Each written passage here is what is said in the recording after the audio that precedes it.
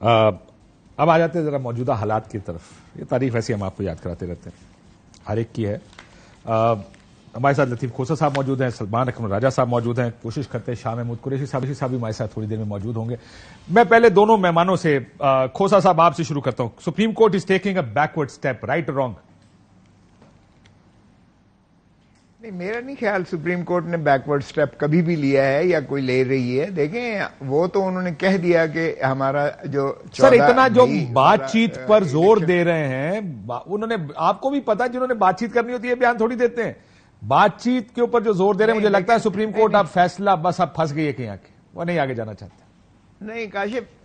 کاشف, یہ کنفیوز نہ کریں. آج تو وہ پٹیشن تھی ہی نہیں, آج ایک اور پٹیشن تھی جس میں یہ ایک فرمائشی پٹیشن کروائی گئی تھی کہ ایک ہی دن میں الیکشنز جو ہے انعقاد ہونا چاہیے. وہ تو انہوں نے ختم کر دیا کہ 1 مارچ والا اور 4 اپریل والے کا اعادہ انہوں نے کر کے انہوں نے کہہ دیا کہ اگر تو آپ جو ہے یہ اس پٹیشن پر, ایک دوسری پٹیشن جس میں کہا گیا تھا کہ ایک ہی دن الیکشنز کروائے جائیں سارے الیکشنز ملک میں, تو اس پر جو ہے انہوں نے ایک وقت دیا تھا جس کی یلغار ہم نے سنی اور جس کی ہم نے جو ہے وہ جو کچھ دھجیاں اڑا سکتے تھے, آرٹیکل 68 کی کانسٹیٹیوشن کی وائلیشن جتنی ہو سکتی تھی ہم نے وہ یلغار پارلیمان میں دیکھ لی, اور آرٹیکل 69 کا سہارا لیا انہوں نے کہ پروسیڈنگز آف دی اسمبلی پر کوئی جو ہے وہ قانونی گرفت نہیں کی جا سکتی, اگرچہ وہ بھی متنازع ہے کیونکہ پہلے بھی پروسیڈنگز آف دی اسمبلی پر ہوا ہے. اگر سوری کی جو ہے ڈپٹی اسپیکر کی وہ اس رولنگ کو جو ہے اٹھا کے سپریم کورٹ نے پھینکا تو وہ تو بہت اچھا تھا, اس لیے کہ وہ جو ہے عمران خان صاحب کی حکومت کو چلتا کیا تھا, وہ بہت اچھا تھا. اسی بینچ نے کیا تھا, اسی 3 رکنی بینچ نے کیا تھا, وہ تو بہت اچھا فیصلہ تھا. لیکن آج اگر سپریم کورٹ کی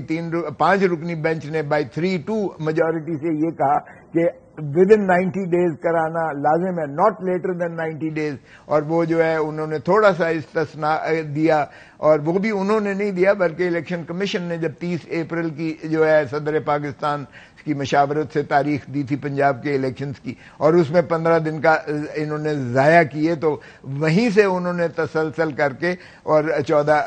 مئی کی جو ہے تاریخ دی تھی, اس کو تو حتمی کر دیا سپریم کورٹ نے, اور کہا سپریم کورٹ نے کہ آرٹیکل 190 199 کا ذکر کرتے ہوئے کہ سبھی واجب اور پابند ہیں اور اس کی معاونت اور اس کی جو ہے وہ کرنا لازم ہے آپ پر, اس لیے کہ انہوں نے کوئی اپنی طرف سے نہیں کیا تھا. جو ہو رہا ہے اس اسمبلی میں, اس وقت جو اسمبلی میں ہو رہا ہے کہ یہ 3 جج عمران خان کے سہولت کار ہیں, یہ ان کو لایا جائے گا, استحقاق کمیٹی کے سامنے پیش ہونا پڑے گا, یہ خبریں بھی میڈیا میں فلوٹ کی جا رہی ہیں, توہین پارلیمنٹ ہو گئی ہے, اور جس طرح کی زبان استعمال کی جا رہی ہے, پی ٹی آئی کی ٹائیگر فورس کہا جا رہا, the kind of language being used, یہ تو آئین کی خلاف ورزی تو اپنی جگہ چلے, وہ تو بات ہو گئی. میں اس کو لیٹس سے اٹس اے پولیٹیکل فائٹ, یہ فائٹ کہاں جائے, یہ لڑائی کہاں جا رہی ہے کھوسہ صاحب؟